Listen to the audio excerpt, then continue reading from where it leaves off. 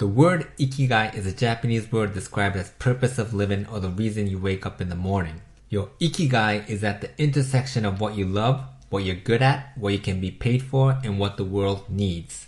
In other words, the overlapping point and sweet spot of your passion, profession, vocation, and mission. Well, I'm a native Japanese, and to be honest, I don't think the original word has such an exaggerated meaning and think it was reinvented in the Western world. But it's such a powerful concept to unlock your passion and turn it into a purpose in life. Finding your Ikigai sounds easy, but it's not. You need to take a deep dive into yourself, your memories, your feelings, and emotions. So here are the 8 questions for you to answer to help you find your Ikigai. Pause this video for a moment and prepare a paper and pencil because this might really change your life. Question number 1. What do you love doing in your free time? When you come home exhausted from work, do you read books, do you watch TV or YouTube? What kind of contents do you enjoy? Or do you like talking with your friends, going out playing sports, or cooking at home to get de-stressed? There should be something that you love doing in the things you're spending your precious free time, so just write them down. Question number 2. What did you love doing in your childhood? What were the things you enjoyed playing alone or with your friends? Did you like playing with your toys and dolls, or playing football, instruments, drawing, or video games? Think of what part of it turned you on. There should be a pure element of what you love doing inside. Now let's move on to find what you're good at. Question number 3. What irritates you or sometimes make you be critical to other people? For example, when you get into a restaurant, do you get irritated when you don't like the service of the waiter or the taste of the food or music or the interior?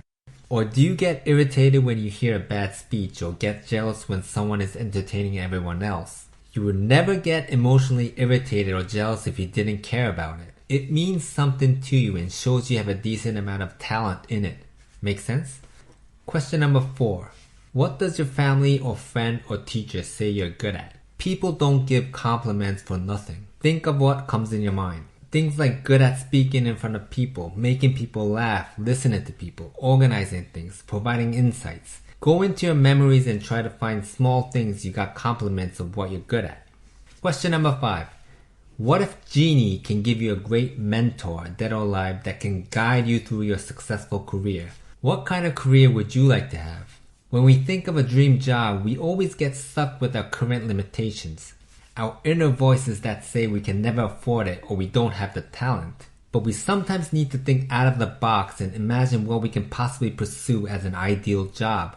Think what you can achieve when you use your full potential. Usually when you can just set that goal, you can find a way, which is the power of manifestation. Question number 6.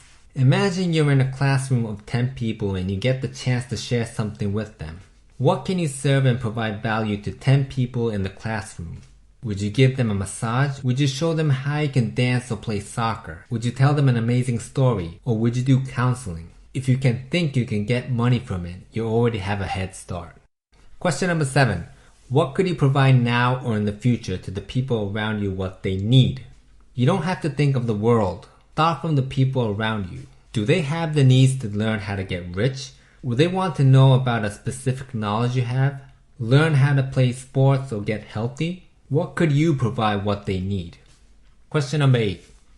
Before we find your Ikigai, let's take a step aside and think of what 3 things bother you the most. This is important to know because your purpose might come from what you've suffered in the past or hate. Is it not having enough money? Discrimination in the world? Lies? Wars? Violence? No freedom? The passion to solve that problem could be a great purpose of your life. Question number 9. Finally, what is the interconnection of the 4 areas? Your Ikigai. Tim Tamashiro said in his TED Talk that Ikigai is a verb. For example, to teach, to inspire, to heal, to motivate, to create, to connect, to serve. Have you found out what your Ikigai is? I know it might not be that easy and it might take time. But trust that the answer is always inside you, in your memories and in your heart and your feelings. When we think of talent, there are 2 types of talents. One is the one that's direct and obvious, like the ability to run fast or play the piano excellent. And we all get discouraged when we think of talent in this way because there are only a few % that are extremely good at these things. But there are different types of talents hidden inside you that you need to discover. You might be good at marketing or sales or being a consultant or playing golf. But how would you know if you haven't even tried to discover it? Every single one of us has multiple talents. For example, a person might have talents in storytelling, music, and video editing. He can become a YouTuber. Or another person might have talents in listening to other people's stories, healing, and collecting data. She can become a counselor. Ikigai isn't something coming from the outside. If you need motivation every single day to keep you going, that's not your Ikigai. It's not a negative energy or purpose for revenge or to please somebody else. It's an internal and calm excitement with joy, love, and fulfillment. It's quite rare for someone to find the sweet spot right from the beginning. It's rather a process that we find on the way by cultivating our talent. Now, the problem I see in a traditional corporate 9-to-5 job is that you start your service to the company and get paid for it.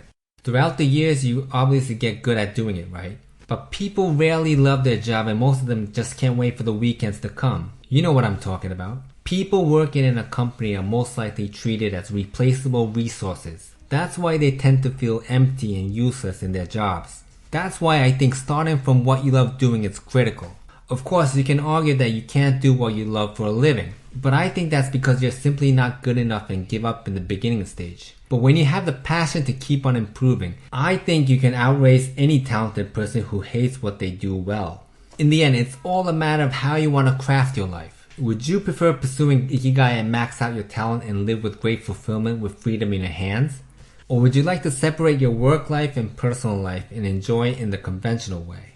There is no right or wrong, but we only have one life, and I'm a strong believer that we're all born for a specific reason. The mission to discover our multiple talents and develop it. Why not start pursuing your Ikigai by side hustling? I see no reason why not giving it a try. If you want to learn about overcoming fear to start a YouTube channel, go click on the link in the description. Thank you for watching all the way through. My name is Joey, and this channel is all about self-development tips to change your mindset and changing your life. So if this sounds good to you, please consider subscribing. Question of the day, what is your Ikigai? If you already know it, congratulations. Please post your answers below because I really love to hear. Also, if you like this video, please give it a thumbs up, and I'll see you in the next video. Bye-bye.